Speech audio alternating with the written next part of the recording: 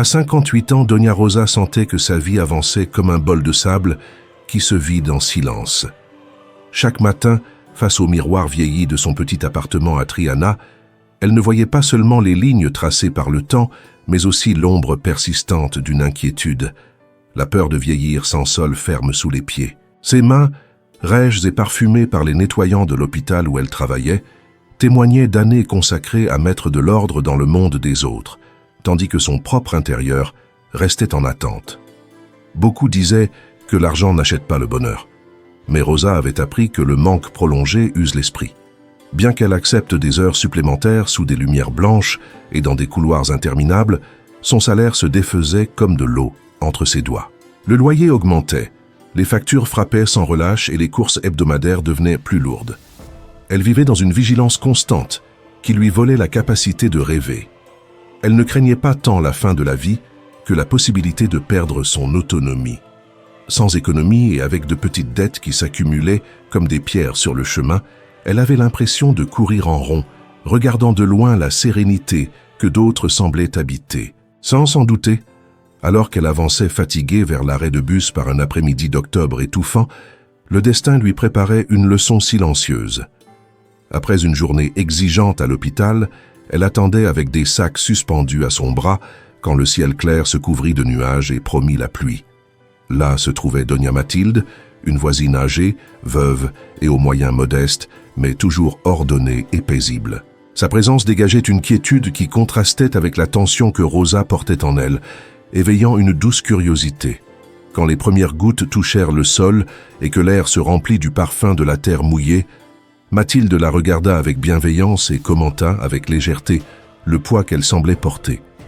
Ce geste ouvrit un espace de confiance. Fatiguée de tout soutenir en silence, Rosa laissa sortir sa lassitude. Elle confessa que malgré ses efforts incessants, elle vivait en comptant les pièces pour finir le mois. Ses paroles coulèrent comme la pluie qui commençait à tomber, reflétant la tempête intérieure qui l'habitait, et donnant naissance à un dialogue qui, tel une cloche au loin, commencerait à transformer sa manière de contempler sa propre vie. Rosa laissa ses mots s'écouler comme un fleuve retenu pendant des années. Elle parla du découvert qui la poursuivait, des intérêts qui croissaient comme des lianes et de la douleur qu'elle ressentait en refusant de petits plaisirs à ses petits-enfants. Elle avoua sa peur d'atteindre 60 ans sans refuge sûr et de devoir dépendre des autres. Elle vivait simplement, sans excès, et pourtant l'argent semblait se dissiper comme la brume au soleil. Mathilde l'écouta en silence, avec la patience de celle qui a contemplé de nombreuses tempêtes. Quand Rosa eut terminé, la vieille femme posa doucement sa main et lui expliqua qu'elle n'était pas victime de la malchance.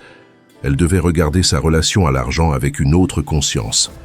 Elle évoqua son propre veuvage, les dettes et la charge d'élever ses enfants, et comment elle avait découvert que la véritable clé n'était pas de gagner plus, mais d'éveiller son attention à chaque recoin de ses finances. Alors que le bus approchait sous la pluie, Mathilde partagea un enseignement simple qu'elle appelait la règle des 1%.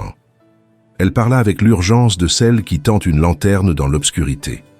Elle proposa de mettre de côté une part minime de chaque revenu dès sa réception, avant que les dépenses ne la réclament, et de la garder dans un endroit séparé, comme une graine protégée. Rosa douta.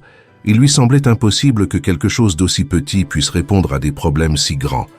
Mais Mathilde insista sur le fait que la force de ce geste ne résidait pas seulement dans la somme, mais dans l'habitude de choisir en conscience.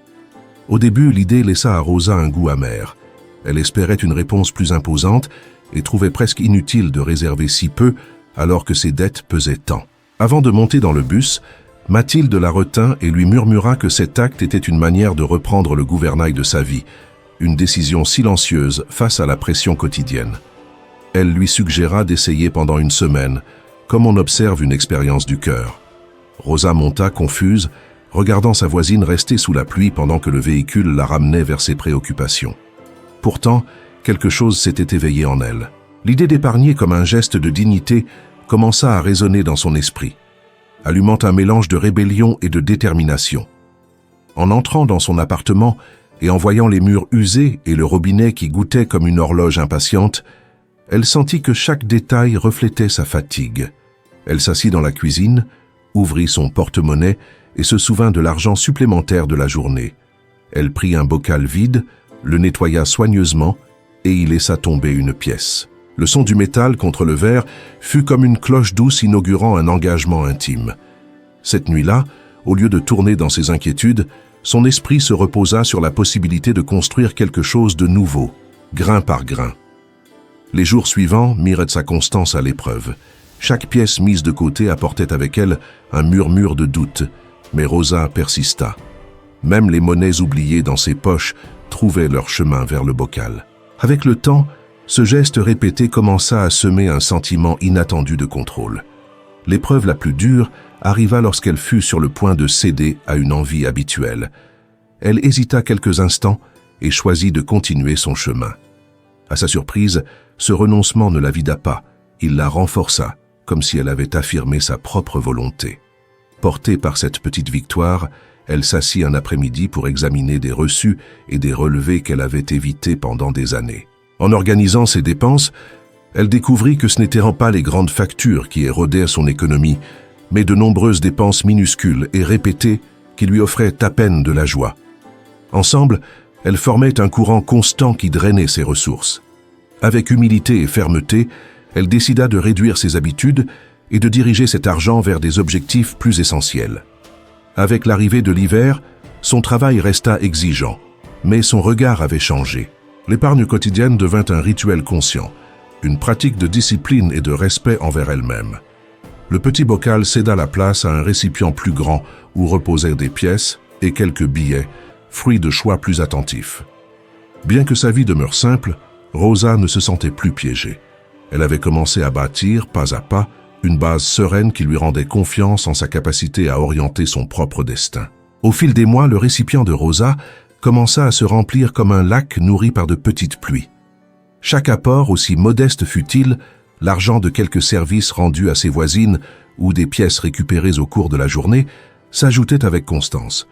Observer cette croissance éveillait en elle un calme oublié. Cet ordre intérieur transforma aussi sa manière de se lier à sa famille. Ses enfants, habitués à la voir comme un soutien financier immédiat, perçurent un changement subtil. Lors d'un repas, son fils aîné lui demanda de l'argent comme à son habitude. Rosa, d'une voix sereine, répondit qu'elle réorganisait ses finances et ne pouvait pas lui en prêter. Elle ne se justifia pas et ne s'expliqua pas davantage. Elle maintint simplement sa décision.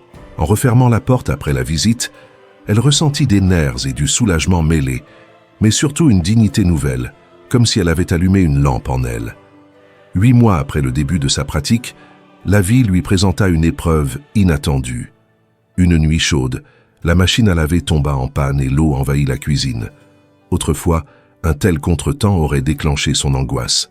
Cette fois, bien que l'inquiétude apparût, elle ne l'emporta pas. Le lendemain, le technicien confirma que la réparation ne valait pas la peine et que remplacer l'appareil impliquait une dépense importante. Rosa entendit le montant et, au lieu de paniquer, se souvint de sa réserve silencieuse, construite pièce par pièce. Elle alla dans sa chambre, prit le récipient et commença à compter avec attention. Billets et pièces, réunis avec patience, formaient une somme suffisante pour résoudre le problème sans recourir aux dettes. En le constatant, une émotion profonde la traversa. Ce n'était pas seulement de l'argent, c'était la preuve vivante de sa constance. Elle retourna à la cuisine avec une assurance tranquille et annonça sa décision. Pour la première fois depuis de nombreuses années, elle affrontait un défi financier sans se sentir acculée, soutenue par un filet qu'elle avait elle-même tissé. Elle choisit d'acheter l'électroménager et de le payer immédiatement, surprenant même le technicien. Lorsque la porte se referma, il n'y eut pas d'euphorie, seulement un silence plein. Elle s'assit dans la cuisine, le sol encore humide, et respira lentement. Elle comprit qu'un imprévu n'était plus une menace démesurée, mais une vague qu'elle pouvait traverser. Cette certitude l'enveloppa d'une paix profonde. Cette nuit-là, elle dormit légère, sachant qu'elle avait construit sa propre base et qu'elle pouvait continuer à la renforcer avec patience. Au fil des années, son foyer commença à refléter cette transformation intérieure.